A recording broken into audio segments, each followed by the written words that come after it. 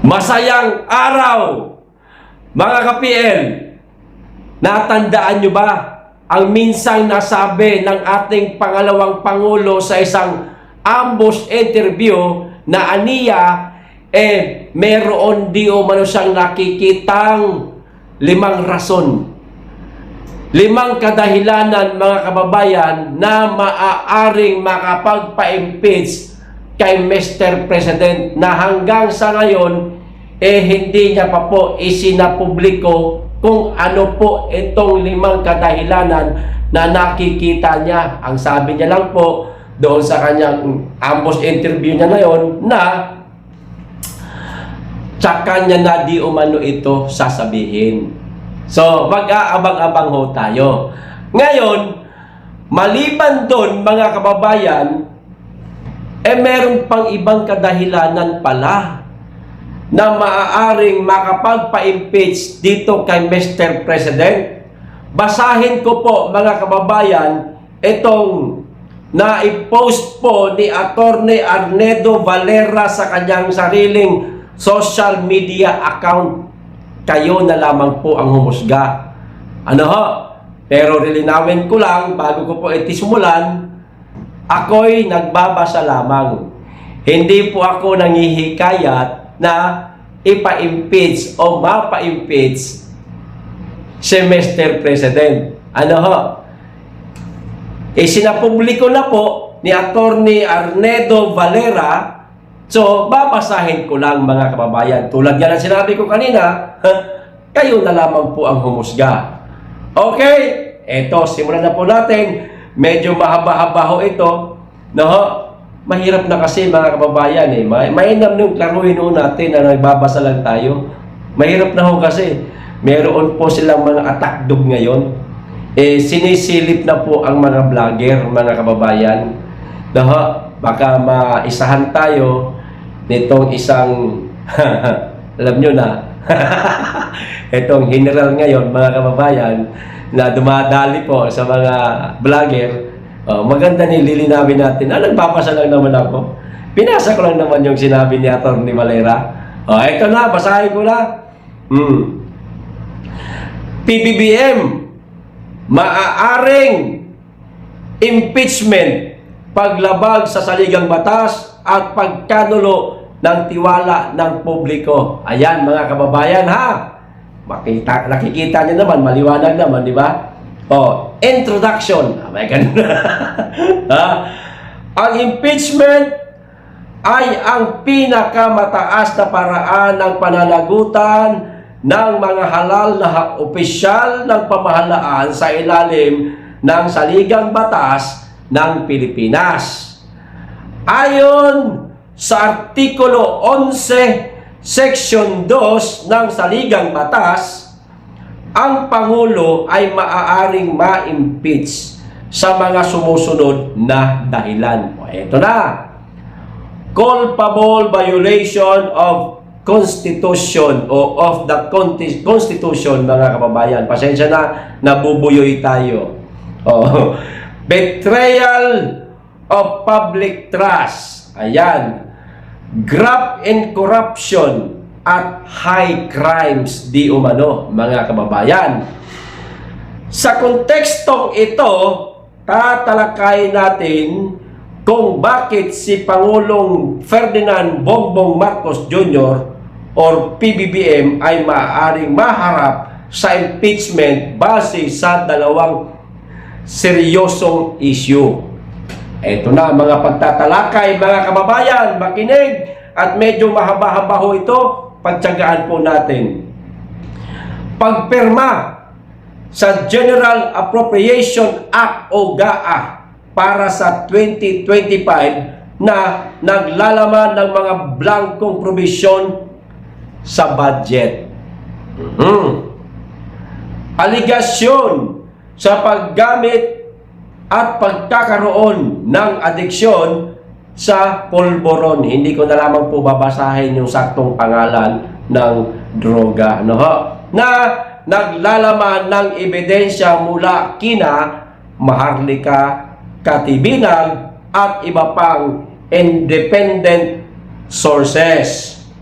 Number 1, pirma sa GAA 2025 na may mga blankong probisyon ayon kay Senador Amy Marcos, kapatid mismo ni PBBM at dating Pangulong Rodrigo Duterte o PRRD. Ang GAA para sa 2025 ay naglalaman ng mga pangunahing probisyon na walang eksaktong halaga. Yun na nga mga kababayan, nagkanda blanco-blanco na. Alam na ho natin yan, hindi na po natin kinakailangan talakayin pa na napakahaba yan.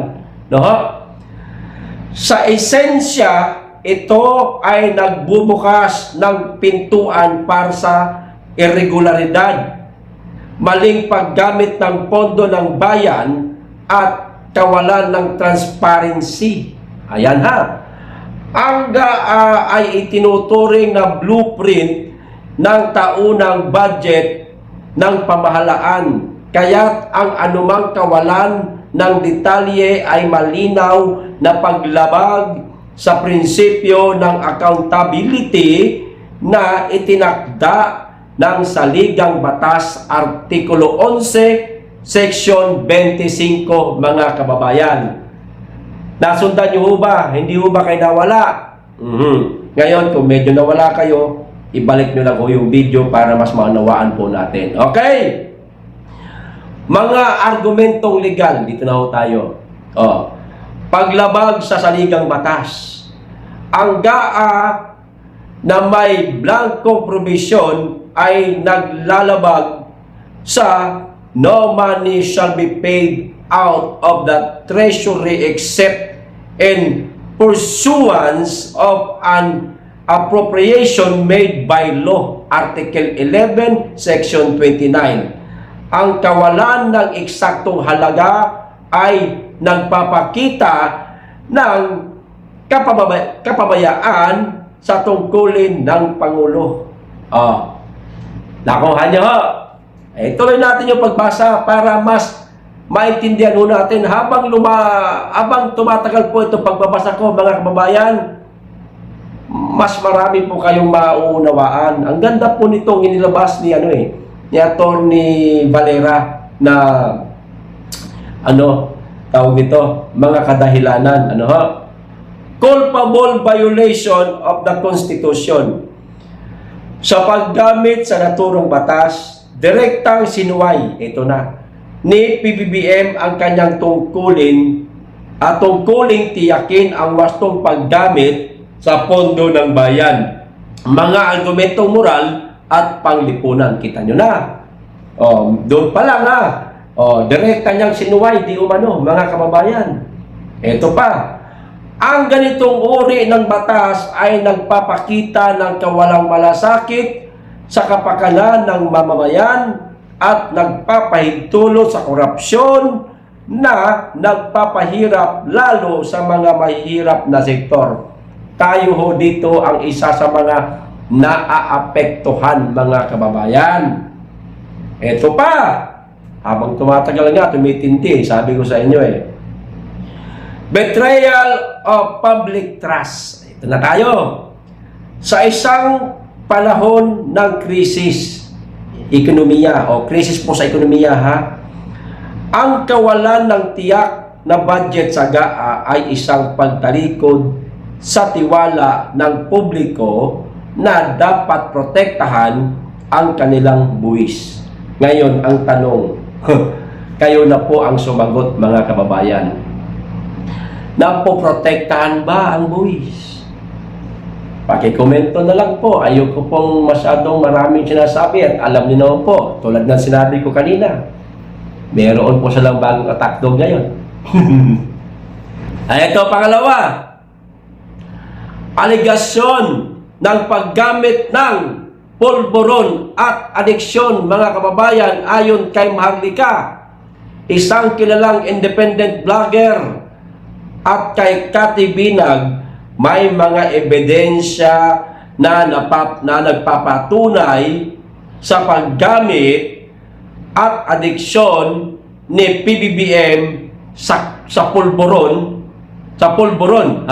ang naturang mga aligasyon ay hindi lamang nakakaapekto sa kanyang kredibilidad bilang Pangulo, kundi isang direktang paglabag sa Comprehensive Dangerous Drug Act of 2002 RA 9165. Ano ka ngayon? Mga argumentong legal. Ito na ho tayo.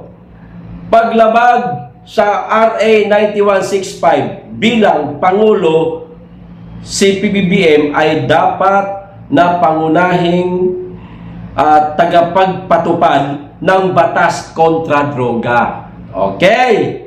Ang paggamit ng pulburon ay malinaw na paglabag sa seksyon 15 ng RA 9165 na nagpapataw ng parusa para sa paggamit ng illegal na pulburon nga, mga kababayan. So, dapat pagpatawan pala talaga ng parusa. Ano ho? Dito na ho tayo sa high crimes. High crimes, kahit hindi pa nasasampahan ng kaso o nahahatulan, ang paggamit ng pulburon ay isang mataas na krimen na nagpapabagsak sa integridad ng posisyon ng Pangulo. Okay? Kayo na po ulit humusga. Basta ako, magbabasa lang ako. Alam nyo naman ako, mga kababayan, tulad ng sinabi ko kanina. Obstruction of justice. Okay? Kung may anumang pagtatangka na pagtakpan o baliwalain ang mga aligasyon, ito ay isang karagdagang batayan ng pananagutan ng argumentong moral at panlipunan. Ang tanong, pinagtatakpan ba ito ngayon? Meron bang nagtatakip? Meron bang nagsasabi na sino man yung mag-post ng video na sumisinghot di umano ng pulburon si Ngagngag, kakasuhan?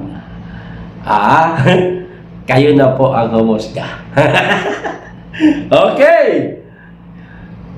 Pagkakanulo ng tiwala sa publiko. Ito pa, maganda to Ang paggamit ng droga ng Pangulo na siyang mukha ng kampanya kontra droga ay direktang salungat sa moralidad at tiwala ng taong bayan. Epekto sa lipunan. Ano epekto nito? Pinapahina nito ang kampanya laban sa droga at nagpapadala ng maling mensahe sa mamamayan, lalo na sa kabataan. Konklusyon, ang mga isyong ito ay na nagpapakita ng culpable violation of the Constitution, betrayal of public trust at high crimes na nakasaad sa Artikulo 11, Section 2 ng Saligang Batas. Si PBBM ay kailangang pananagutin sa kanyang mga aksyon, hindi lamang para sa pananagutan ng liderato, kundi para sa pagsasaayos ng moralidad at hustisya sa ating bayan. Kaunti na lang. Ang taong bayan, eto na, makinig, kasama ang mga independenteng institusyon tulad ng Kongreso. Nakalagay po, tulad ng Kongreso, ay may pananagutang kumilos upang ipatupad ang mga prinsipyo ng transparency, integridad at pananagutan sa gobyerno. Ang tanong, mga kababayan, anong gagawing kilos ng Kongreso? Na kanila man ito? Di ba? Ang impeachment ay hindi lamang karapatan kundi isang tungkulin para sa demokratikong pamahalaan, mga kababayan. Ayon po ito kay Attorney Arnedo S. Valera, President Hakbang ng May Isog USA SDS New York, January 20, 2025, Washington DC, New York. Ayan po sila Junior, mga kababayan. The appropriation of public funds must not break the public trust. Maliwanag, mga kababayan. O ngayon, ano po ang masasabi nyo doon sa napakagandang na-post ni Attorney Valera sa kanyang social media account? Kayo na lamang po ang umusga, mga kababayan. Tulad po ng sinabi ko kanina, ako'y nagbabasa lamang. Liliwanagin ko yan baka mamaya magulat na tayo, nandyan na si General. Okay, hanggang dito lamang po. Maraming salamat, mag-iingat kayong lagi at higit sa lahat, mahalin natin ang Pilipinas.